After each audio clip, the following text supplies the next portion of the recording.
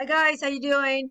Looks like one of the videos was corrupt, so I'm going to kind of whiz through this one here so you have it for your assignments. Hey, just to make sure you guys, you have to answer all the questions within the PowerPoint in order to get maximum points. Some of you guys are doing really good in answering some, but not all the questions. All right, relevant evidence.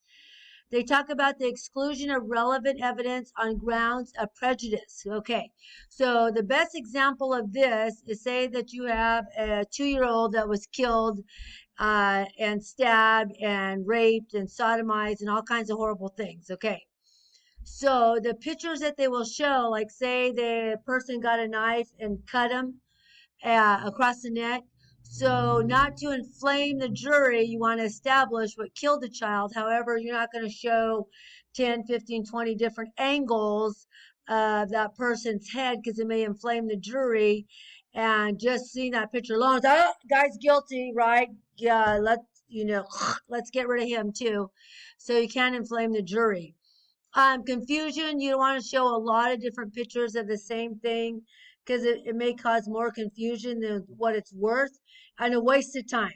Because when you go out to crime scenes, you'll take thousands upon thousands of pictures and it's direct with the district attorney and the defense attorney determine what pictures are going to be shown in court and what's going to be available because even though you may take a wide shot so far away, and as you're coming in, focus on the evidence. A wide shots may not tell a lot of things unless it's trying to portray, hey, here's a suspect's house, and 2 doors down, here's the victim's house. So this is what you want to get, as opposed of an overall shot of maybe a panoramic, a scene of maybe a mountainside or orchards where the victim's body's thrown. So you don't want to get a lot of stuff like that. Case law recognizes that certain circumstances can fall for the exclusion of evidence, which is under the question of relevance. Is it relevant to the crime? And can it establish whether, if you don't show this picture, that consent, that could possibly allow an innocent person to be convicted, or on the other hand, allow a guilty person to go free. So it's all relevant to the crime. All right. Character evidence is not admissible to prove conduct exceptions in other crimes. So even though the person's character is usually comes upon in sentencing. Again, under relative evidence, character questions arise in two fundamental different ways. Character may itself be an element of a crime, claim, or defense. Character evidence is susceptible to being used for the purpose of suggesting an inference that the person acted on the occasion in question consistent with his character. Like, how was that person? That's when it comes in, not whether it was part of the crime or not. That doesn't establish the part of the crime. It's just, is that his character? Like, somebody who always flies off the handle all the time. He's always pissed off. Everybody hates him. He hates everybody in the world. He's just obnoxious or whatever. So his character can come into play. So if he goes to a bar, gets in a fight, oh, sure enough, the guy got pissed off super easy, conked the guy in the face, and sure enough, that's what led to it. Not the character itself can be part of the crime. Okay, rape shield laws. The rape shield laws states it's under pursuant to the federal rule 412 and similar states ruling that the following evidence is not admissible in any civil or criminal proceedings involving alleged sexual misconduct of a victim except otherwise provided in the subdivisions. Evidence offered to prove that any alleged victim engaged in any other sexual activity. So, in this case, let's say the victim of a rape was a prostitute. They can't bring up, well, she's a prostitute. She has sex 6 to 10 times a day, right? They go on the initial victim of the rape and that allegation because of the rape shield laws. All right. And that's continued on. And what is a rape shield law? Tell me in your own words, sum it up in a couple, not a couple sentences, explain it, right? What is your understanding of the rape shield laws? And there are exceptions, certain procedures to determine admissibilities. and evidence of similar crimes in sexual assault cases. There are some type of exceptions. All right, witnesses. The present rule is that every person is competent to be a witness except otherwise provided in these rules. So there's no mental or moral qualifications for testifying as a witness are specified anywhere. Competencies of hearsay declarants. There's a federal rule 803.2, 803.4, and 807 on young children, whether they're going to be a witness or a crime or not. All right, watch this video. Tell me 3 things that you learned from it. Let me make sure. Yep.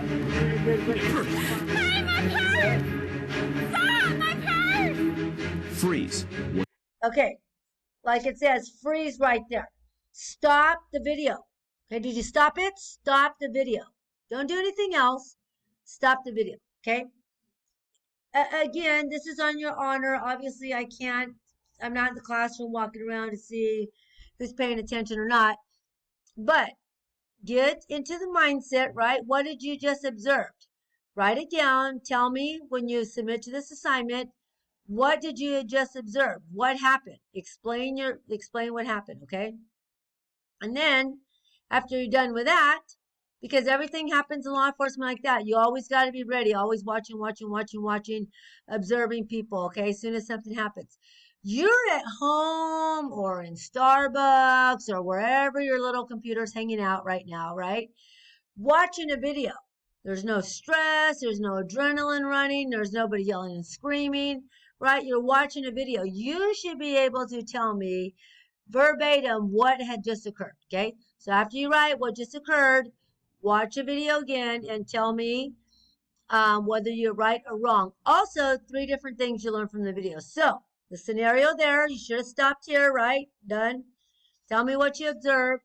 And then of the bad guy. I want the bad guy, okay? Because you don't really have to tell me what the victim looks like. The victim's going to come forward. All right. So there's non-expert witnesses who lack a personal knowledge. A witness may not testify to a matter unless evidence is introduced sufficient to support a finding that the witness has personal knowledge of the matter. Okay, so for you, example, cannot testify to be a gang expert. I was a gang expert because I worked the gang unit for 7 years. During that time, I arrested numerous gang members. I interviewed them. I got to know their modus of operandi.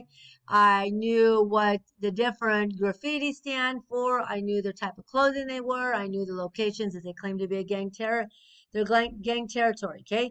I became a gang expert. I became a gang expert in Asian gangs, black gangs, and Hispanic gangs. Okay. Become a gang expert in those areas. So, under oath of affirmation, right? A witness is required to declare that he or she will testify truthfully. Swear to tell the truth, whole truth, nothing but the truth, so help you God. Absolutely, right? You're going to tell the truth no matter what. Because you lie, you die. Don't ever lie for a bad guy. It is not worth it. Your career, you'll lose your career. You'll jeopardize your character. You will never get a job in law enforcement. It is not worth it. Let them go. Karma will happen. They'll commit another crime. It always happens. There was a guy who was involved in so many crimes, but we knew he did it, but didn't have enough evidence. And lo and behold, guess what happened to him? Bam, bam, bam, bam, bam, bam, bam, bam, bam, bam. Dead, right?